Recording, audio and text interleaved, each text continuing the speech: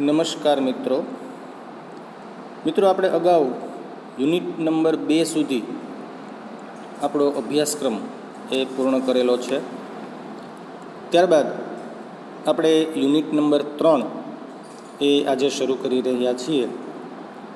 તો textbook, pencil અને eraser આ વસ્તુ તમારી સાથે એ તમે રાખી જ હશે.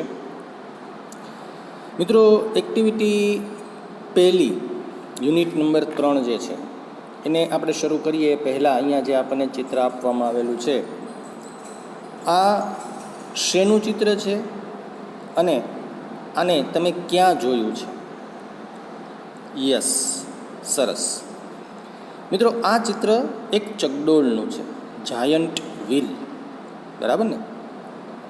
આપણે જે મેળાઓ થાય છે અથવા તો આપણે જ્યારે કોઈ ફન વર્લ્ડમાં જઈએ છીએ, એન્ટરટેઇનમેન્ટ પાર્કમાં, તો ત્યાં આપણે આ પ્રકારના એ ચકડોળ એ જોયા છે. મિત્રો, આપણને કેટલાક પ્રશ્નો એના આધારે અહીંયા એ પૂછવામાં આવેલા છે. What do you C in this picture? તમે આ ચિત્રમાં શું જુઓ છો? તમને આ ચિત્રમાં શું દેખાય છે? બરાબર ને? તો આપણે એમાં જવાબ લખશું જાયન્ટ વ્હીલ. બરાબર. પછીનો બીજો પ્રશ્ન છે, વેર ઇટ ઇઝ ફાઉન્ડ? આ ક્યાં જોવા મળે છે? બરાબર. તો ઇન ધ ફેર. ફેર શબ્દનો અર્થ અહીંયા મેળો, ફન ફેર લખી શકીએ અથવા તો ફેર લખીએ કે જેનો અર્થ અહીંયા મેળો એવું થાય છે. Have you ever taken ride in it? શું તમે ક્યારેય ચકડોળની મજા માણી છે? અહીંયા રાઇડ એટલે સવારી કરવી, એટલે અહીંયા બેસવું. તમે ચકડોળમાં બેઠા છો? તો યસ, આપણે બધા જ એ ચકડોળમાં બેઠા હોઈએ. અને છેલ્લો એ પ્રશ્ન છે, ટેલ your class about your experience riding on it. તમે જ્યારે આની અંદર બેઠા, તમે જ્યારે એની એક સફર કરી, તો તમને એમાં કેટલો આનંદ આવ્યો કે બીક લાગી કે શું થયું હતું? એ જે અનુભવ છે એ તમારે તમારા મિત્રો સાથે એના વિશે ચર્ચા કરવાની છે. અહીંયા જોકે આપણે કોઈ જવાબ નહીં લખીએ તો પણ ચાલશે. આપણે અહીંયા કોઈ જવાબ લખવાની જરૂર નથી. માત્ર આ જે મુદ્દાઓ આપણને આપવામાં આવેલા છે, આ મુદ્દાઓ ઉપર આપણે માત્ર જવાબ અને ગુજરાતીમાં જ આપવાના. એવું જરૂરી પણ નથી કે તમે આના જવાબ જે છે એ અંગ્રેજીમાં આપી શકો. ત્યાર પછી મિત્રો, એક્ટિવિટી નંબર 2 આપણે જોઈએ તો ત્યાં આપણને એક સ્ટોરી આપવામાં આવેલી છે. Read this story. સ્ટોરીનું ટાઇટલ છે Vinu. Vinu climbed up a tree. Vinu એક વૃક્ષ પર એ ચડે છે.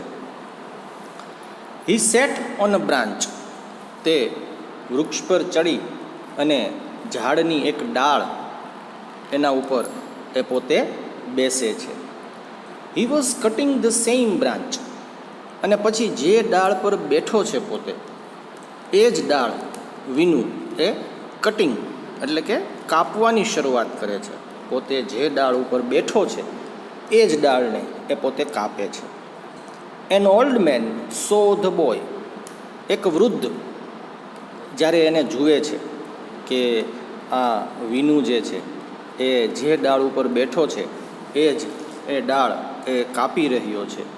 હી સેડ, એટલે એ વૃદ્ધ વ્યક્તિ જે છે એ વિનુને કહે છે, oh Vinu, don't cut that branch. કે એ વિનુ, અહીંયા ઓહ વિનુ જે છે એક પ્રકારે એને સાદ પાડીને બોલાવતા હોય એ પ્રકારનો એ શબ્દ છે. ડોન્ટ કટ ધેટ બ્રાન્ચ, કે વિનુ તું એ ડાળ કાપ નહીં. યુ વિલ ફોલ, તું પડી જઈશ. જે ડાળ પર તું બેઠો છે, જો એ જ ડાળ તું કાપે તો તું પડી જઈશ, તને વાગશે. The boy laughed at the old man. પણ વિનુ જે છે એ પેલા વૃદ્ધની એ વાત માનતો નથી અને એ એની સામે હસે છે. He did not follow his advice. વૃદ્ધ વ્યક્તિએ જે સલાહ આપી વિનુને, તો વિનુ જે છે એની એ સલાહ માનતો નથી he continued to cut the branch, અને એના બદલે એ તો એ ડાળ કાપવાનું એ શરૂ જ રાખે છે. He fell down and broke his leg, અને પરિણામ એ આવે છે કે ડાળ કપાઈ જાય છે અને વિનુ એ નીચે પડે છે અને એનો પગ ભાંગી જાય છે, એના પગમાં ઈજાઓ થાય છે. હવે મિત્રો એના નીચે આપણને પિક્ચર સ્ટોરી એ આપવામાં આવેલી છે. જુઓ, આપણને સૂચના આપેલી છે red colour. Now look at the following pictures and write appropriate sentences below each picture. હવે આપણને જે ચિત્રો નીચે આપવામાં આવેલા છે, બરાબર ને, એ ચિત્રોને જોઈ અને એના નીચે જે આપણને એક લાઈન અથવા તો બે લાઈન જે જગ્યા આપવામાં આવેલી છે, આ લાઈનોની અંદર આપણે એ ચિત્રને વર્ણન કરતા હોય એ પ્રકારના એના યોગ્ય ઉપર જે આપણને વાક્યો આપવામાં આવેલા છે એમાંથી યોગ્ય વાક્યો જે છે એ આપણે ત્યાં એ લખવાના છે. તો મિત્રો, સૌથી પહેલું એ ચિત્ર તમે જોઈ શકો છો કે હાથમાં કરવત લઈ અને વિનુ જે છે એ એક વૃક્ષની એ ડાળ પર બેઠો છે.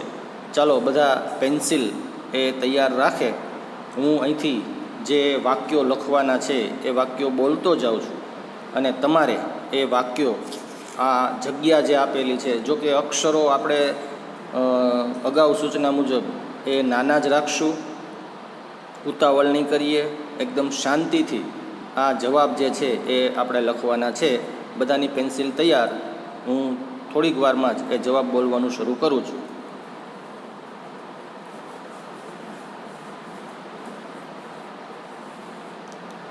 બધાની પેન્સિલ તૈયાર છે. પહેલાં એ જે ચિત્રની અંદર જવાબ આપણે લખશું, તો એમાં લખો, Vinu climbed up a tree. Vinu climbed up a tree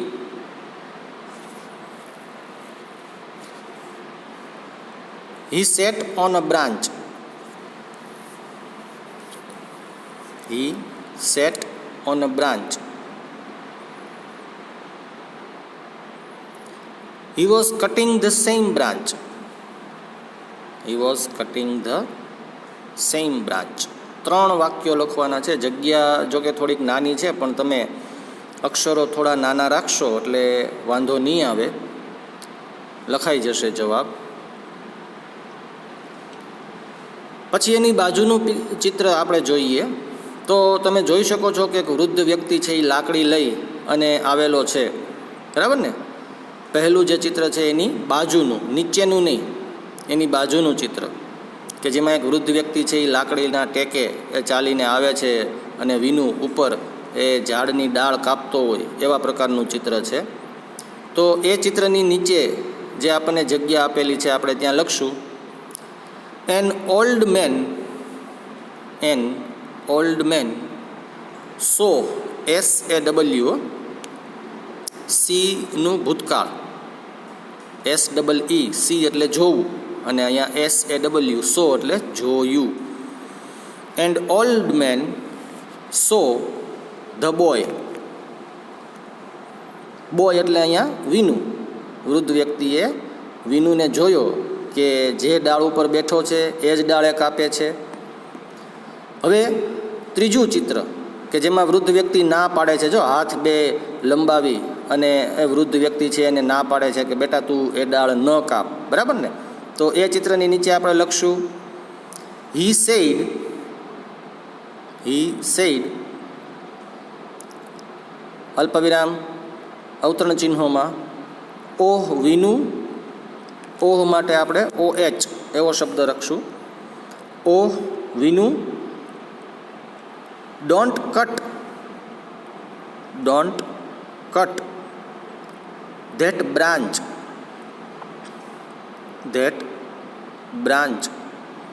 you will fall. વિનુને ના પાડે છે, અટકાવે છે કે વિનુ તું એ ડાળ કાપ નહીં, પડી જઈશ. એની બાજુનું એટલે કે નંબર 4 જે ચિત્ર છે એની અંદર આપણે લખશું, Vinu laughed at old man. Vinu laughed at old man. He did not follow his advice. He did not follow his advice. સલાહ એ માનતો નથી. ત્યાર પછીનું ઝાડની ડાળ તમે જુઓ તો એ બટકેલી એ દેખાય છે અને વીનું એ નીચે પડતો હોય એવું એ ચિત્ર આપણને આપવામાં આવેલું છે, ચિત્ર નંબર 5. એમાં આપણે લખશું he continued to cut the branch. He continued to cut the branch. અને છેલ્લું જે ચિત્ર આપણને આપવામાં આવેલું છે કે જેમાં ઝાડની ડાળ એ વીનુની પાછળ પડી છે અને વીનુ જે છે એ જમીન ઉપર એ પડ્યો છે, બરાબર ને? તો એ જે ચિત્ર છે એની નીચે આપણે લખશું he fell down and broke his leg. He fell down and broke his leg.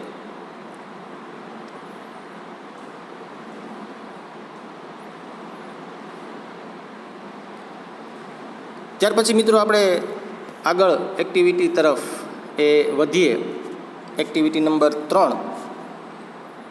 Activity આપણે સમજવાની છે, તો હવે પેન્સિલ એ આપણે બાજુએ મૂકી દઈએ અને શાંતિથી જે એક્ટિવિટી છે એ સમજીએ શું છે. પત્ર લેખન, બરાબર ને? પત્ર કેવી રીતે લખાય એ વસ્તુ જે છે એ આપણે આ એક્ટિવિટી મારફતે એ સમજવાની છે, શીખવાની છે. Read the following letter. Activity number 3, બરાબર ને? નીચે આપણને એક પત્ર આપેલો છે, આપણે એ પત્રને સમજવાનો છે. ટીના lives in a town called Halol. ટીના જે નગરમાં રહે છે એનું નામ હાલોલ એ છે. It is surrounded by small villages.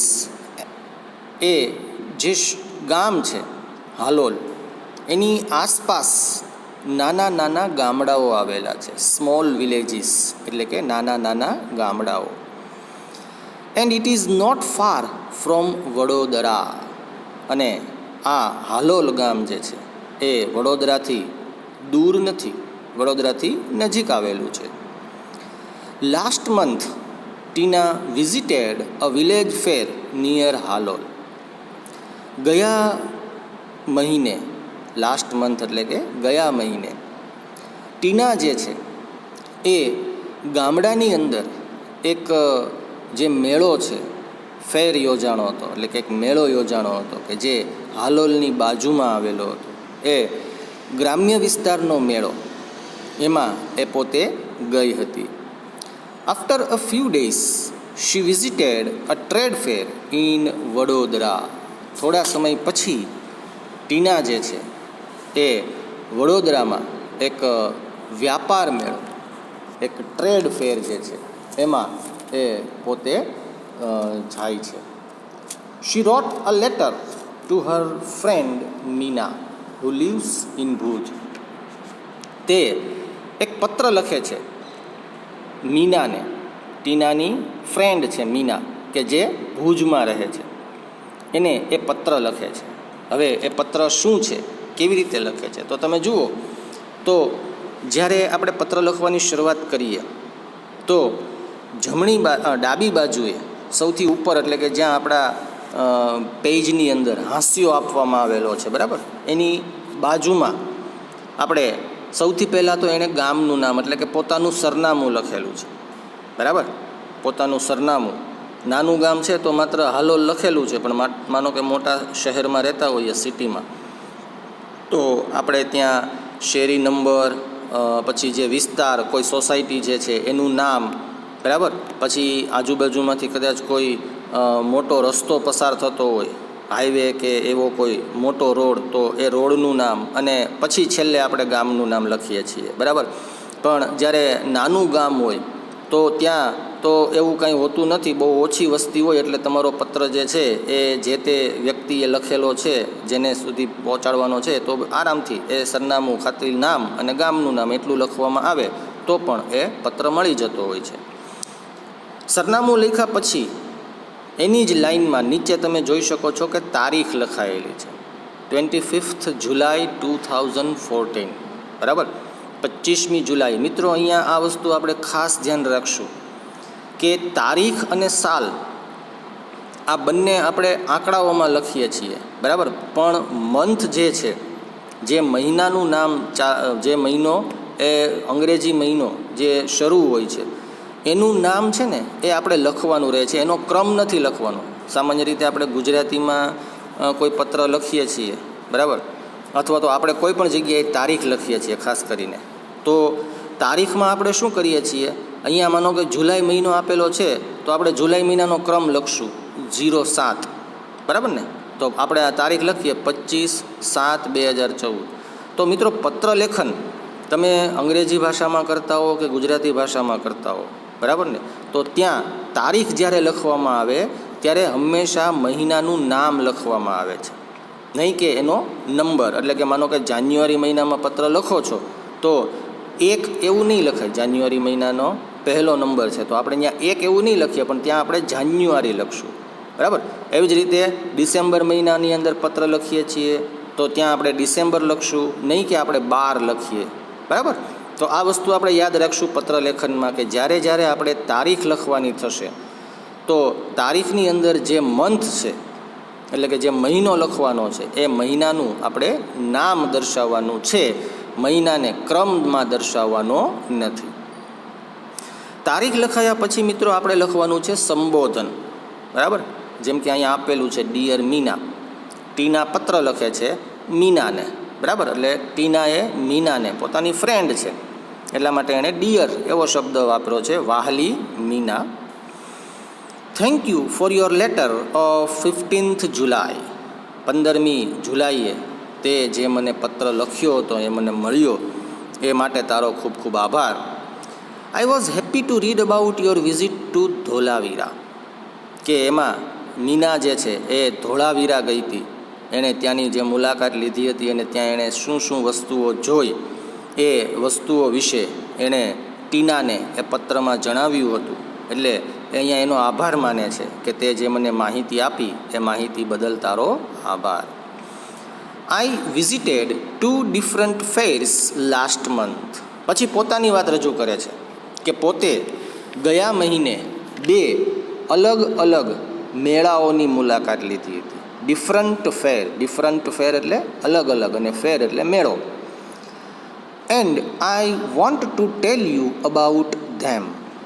અને હવે હું તને એના વિશે એ જણાવું છું. First I visited a village fair between Halol and Pavagadh. કે સૌથી પહેલાં હું તને જે વાત કરું છું એ એક ગ્રામ્ય મેળાની છે, બરાબર. એક ગામડાનો મેળો, વિલેજ ફેર, કે જે હાલોલ અને પાવાગઢની વચ્ચે આવેલો છે. ત્યાં એ મેં મુલાકાત લીધી હતી. વી went there in an auto rickshaw. કે ત્યાં અમે ઓટો રિક્ષામાં ગયા હતા. There wear 2 small temples outside a small village.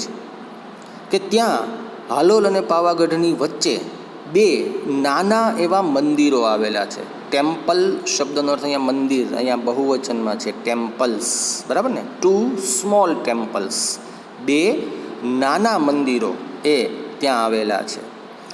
I went there with my parents. હું ત્યાં મારા માતા પિતાની સાથે એ ગઈ હતી. We reached there in the evening. અમે ત્યાં સાંજના સમયે એ પહોંચ્યા હતા. The open ground between the 2 temples was full of people. કે આ 2 મંદિરો વચ્ચે જે ખુલ્લું મેદાન છે, બરાબર, લોકોથી ભરેલું. ફૂલ ઓફ પીપલ એટલે લોકોથી ભરેલું હતું. પુષ્કળ પ્રમાણમાં આ જગ્યા ઉપર એ લોકો આ મેળાને એ આનંદ માણવા, મેળાની અંદર મજા લેવા, ખાણીપીણી કરવા, ખરીદી કરવા, ફરવા હરવા એ લોકો ત્યાં આવેલા હતા. એટલે જ્યાં નજર નાખવામાં આવે ત્યાં આ ખુલ્લા મેદાનમાં ચારેય તરફ માણસો એ દેખાતા હતા. There were many shops, toy shops, sweet shops and a colourful Bazar of household items. કે ત્યાં ઘણી બધી દુકાનો હતી ધેર વેર મેની શોપ્સ, એટલે કે ઘણી બધી દુકાનો હતી. કઈ કઈ દુકાનો હતી અથવા તો શેની દુકાનો હતી? તો કે ટોય શોપ્સ, રમકડાની દુકાનો હતી. સ્વીટ શોપ્સ, મીઠાઈઓ વહેંચતા હતા એની દુકાનો હતી. And a colourful Bazar of house hold items, અને એક રંગબેરંગી બજાર હતું કે જેમાં ઘરગથ્થુ, હાઉસ હોલ્ડ શબ્દનો અર્થ અહીંયા ઘરગથ્થુ, ઘરની અંદર જે ઉપયોગી થાય એવી બધી આઇટમ્સ, એટલે કે એવી બધી વસ્તુઓ જે છે એ ત્યાં જોવા મળતી હતી. Some children were standing in front of a toy shop. કેટલાક બાળકો, સ્વાભાવિક છે કે બાળકો જે છે એ રમકડાની જે દુકાનો હોય એની સામે એ ઊભા રહી ગયા હતા.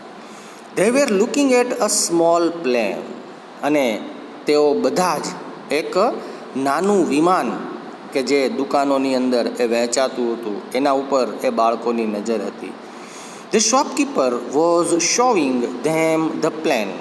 જે દુકાનદાર હતો એ આ બાળકોને આ વિમાન બતાવી રહ્યો હતો. The children laughed with Joy and ક્લેપ્ડ loudly. અને આ જોઈ અને બાળકો જે છે એકદમ ખુશખુશાલ થઈ ગયા હતા. જે રીતે એ વિમાનને એ ચલાવતો હતો, દોડાવતો હતો દુકાનદાર, એ વસ્તુ જોઈ અને બાળકો ખૂબ જ આનંદિત થઈ ગયા હતા. અને સાથે સાથે ક્લેપ્ડ, એ તાળીઓ પાડી અને એ આનંદ પોતાનો એ વ્યક્ત કરતા હતા. We also saw a merry go round and a giant wheel. એ ઉપરાંત આ જે બાળકો અહીંયા વી ઓલ્સો સો છે. અમે આ ઉપરાંત એક મેરી ગો રાઉન્ડ અને અ જાયન્ટ વ્હીલ. જો સામાન્ય રીતે મિત્રો મેરી ગો રાઉન્ડ અને જાયન્ટ વ્હીલ શબ્દ છે ને એ બંને ચકડોળ માટે એ યુઝ કરવામાં આવે છે. પણ મેરી ગો રાઉન્ડ જે છે ને એ આપણે જે પેલું આડું ચકડોળ ફરતું હોય છે, બરાબર ને, કે જેના ઉપર ઘોડા અથવા તો હાથી કે એવા પ્રકારની એ ત્યાં બધી વસ્તુઓ છે એ ગોઠવવામાં આવેલી હોય છે, એ મેરી ગો રાઉન્ડ તરીકે ઓળખાય છે. બરાબર. જ્યારે ઊભું ચકડોળ જે છે એને આપણે જાયન્ટ વ્હીલ એવો એ શબ્દ યુઝ કરીએ છીએ. જોકે ગુજરાતીમાં આપણે બંને માટે ચકડોળ એવો શબ્દ જે છે એ જ યુઝ કરીએ છીએ. બરાબર. The merry go round was quite small. જે આ ચકડોળ હતું, મેરી ગો રાઉન્ડ, એ ખૂબ નાનું હતું, ઘણું જ નાનું હતું. But the giant wheel was really huge. પણ જે મોટું ચકડોળ છે એ ખરેખર એ ખૂબ જ એ મોટું હતું.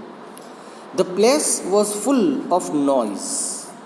જગ્યા આજુબાજુમાં ભરપૂર અવાજ, ચારે તરફ એ પુષ્કળ માત્રામાં એ અવાજ હતો. There were many loud speakers playing film songs. ત્યાં ઘણા બધા એ લાઉડ સ્પીકર્સ, એટલે કે જે પેલા મોટા મોટા સ્પીકર હતા કે જે સ્પીકર ઉપર એ ફિલ્મોના એ ગીતો જે છે એ વાગી રહ્યા હતા. There were many children in the giant wheel. Giant વ્હીલમાં ઘણા બધા એ બાળકો જે છે એ બેસી રહ્યા હતા અને એનો આનંદ એ લોકો લઈ રહ્યા હતા. They wear shouting in excitement. અને બાળકો જે છે એ આનંદમાં એકદમ ઉત્સાહિત થઈ ગયા હતા, રાડો પાડતા હતા, ચીસો. બરાબર ને. નાના બાળકોને બહુ મજા આવે એટલે બાળકો જે છે એ ચીસ કરવા માંડે ને બૂમાબૂમ કરવા માંડે. વી સો અ જગલર ટુ. જગલર શબ્દનો અર્થ અહીંયા બજાણીઓ, જે પેલા દોરડા ઉપર ચાલતા હોય અથવા તો 3 કે 4 દડાઓ પોતાના હાથમાં રાખે અને એક પછી એકને હવામાં ઉછાળે. સતત એના હાથમાં 2 કે 3 દડા જે છે રહેતા હોય અને 1 કે 2 દડા જે છે એ હવાની અંદર ઉછળતા હોય છે. બરાબર.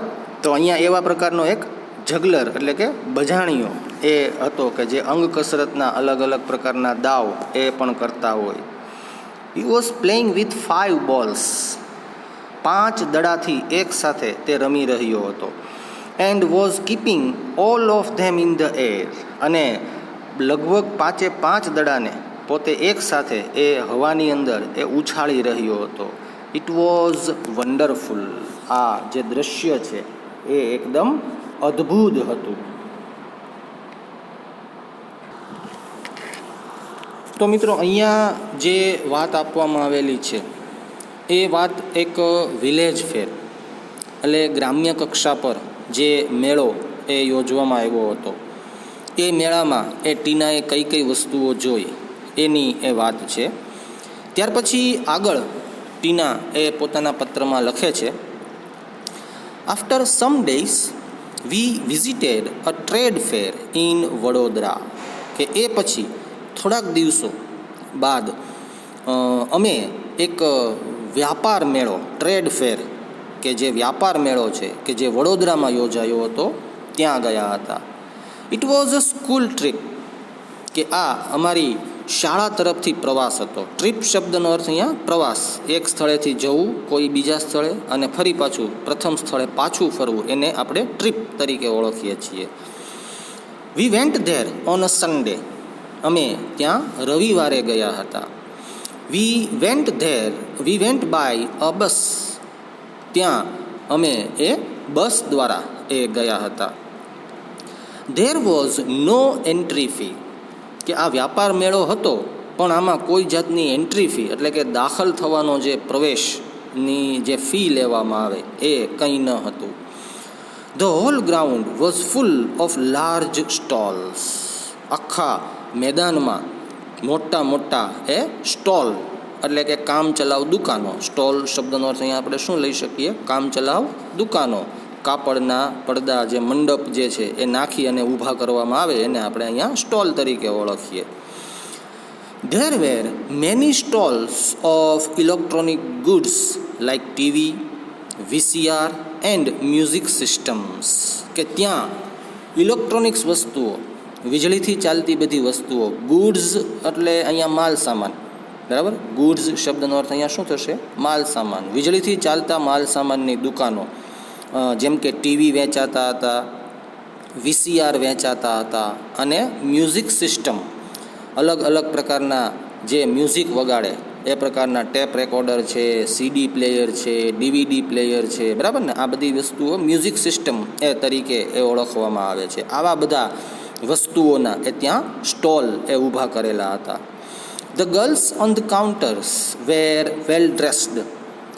જે ગલ્લા હતા, કાઉન્ટર શબ્દનો અર્થ અહીંયા થડો, દુકાનનો એ ભાગ કે જ્યાં શેઠ બેસતા હોય અથવા તો એના ઉપર ટેબલ કે એવું કંઈક રાખવામાં આવેલું હોય કે જેને આપણે કાઉન્ટર કહીએ છીએ, બરાબર ને. કે જ્યાં પૈસાની લેતી દેતી કરવામાં આવતી હોય અથવા તો વસ્તુઓ જે છે એ બતાવવામાં આવતી હોય તો એને કાઉન્ટર એ તરીકે ઓળખવામાં આવે છે. તો ત્યાં જે છોકરીઓ સેલ્સ ગર્લ્સ તરીકે એ ઊભી હતી એ વેલ ડ્રેસ્ડ, એમણે સુવ્યવસ્થિત રીતે એ કપડાં એ પહેરેલા હતા. They were answering the questions of visitors with smile. અને જે મુલાકાતીઓ આવતા હતા એ મુલાકાતીઓ જે કંઈ પણ પ્રશ્નો એ પૂછતા હતા એમના હસી હસીને એકદમ આનંદપૂર્વક એ મુલાકાતીઓ જે હતા એ બધાને એ જવાબો એ આપી રહ્યા હતા, આ બધી છોકરીઓ. There was another row of stalls for things like fridge and washing machine. કે આ ઉપરાંત એક બીજી હરોળ હતી. અનધર રો શબ્દનો અર્થ અહીંયા હરોળ, કતાર. કે જે કતારની અંદર, જે હરોળની અંદર ફ્રીજ અને વોશિંગ મશીન જેવી વસ્તુઓ જે છે એના એ સ્ટોલ એ આવેલા હતા. One salesman was ડેમોન્સ્ટ્રેટિંગ the use of a mixture grinder. એક સેલ્સમેન જે છે એ મિક્સચર ગ્રાઇન્ડરનો કેવી રીતે કઈ વસ્તુઓ માટે એનો ઉપયોગ કરી શકાય એ વસ્તુનું નિદર્શન કરી રહ્યો હતો. ડેમોન્સ્ટ્રેટ કરવું એટલે પ્રદર્શિત કરવું, બતાવી રહ્યો હતો. સેલ્સમેન જે છે એ બધી વસ્તુઓ મિક્સચર ગ્રાઇન્ડરમાં કેવી રીતે એ ઉપયોગ કરવામાં આવે છે, કેવી રીતે વસ્તુ દળવામાં આવે છે ને એનો કઈ રીતે સારી રીતે ઉપયોગ કરી શકો, એ બધી વસ્તુઓ જે છે એ આ સેલ્સમેન એ બધા વ્યક્તિઓને એ બતાવી રહ્યા હતા, સમજાવી રહ્યા હતા. ટુ યંગ વુમન વેર આસ્કિંગ હિમ સમ ક્વેશ્ચન્સ. અને ત્યાં બે યુવાન સ્ત્રીઓ કે જે આ મિક્સચર ગ્રાઇન્ડર વિશે સેલ્સમેનને એ કેટલાક પ્રશ્નો પૂછી રહી હતી અને સેલ્સમેન એને ડેમોન્સ્ટ્રેટિંગ કરતાં એ વસ્તુ જે છે એના જવાબ, પ્રશ્નો જે પૂછતા હતા એમના જવાબ આપી રહ્યા હતા. We vent round and so everything. અમે ત્યાં એક ચક્કર લગાવ્યું. વેન્ટ રાઉન્ડ, અહીંયા ગો રાઉન્ડનું ભૂતકાળ છે. વેન્ટ રાઉન્ડ એટલે આંટો મારવો, ચક્કર મારવું. એન્ડ સો એવરીથિંગ, અને બધી જ વસ્તુઓ જ્યાં એ મેળાની અંદર, વ્યાપાર મેળો જે છે એની અંદર અમે બધી જ વસ્તુઓ છે એ જોઈ. At the other end of the fair there were some fast food stalls, કે જ્યાં બીજો ભાગ હતો, બરાબર ને, એક છેડાથી બીજા છેડે, અહીંયા એવા અર્થમાં ભાગ શબ્દનો અર્થ અહીંયા છેડો.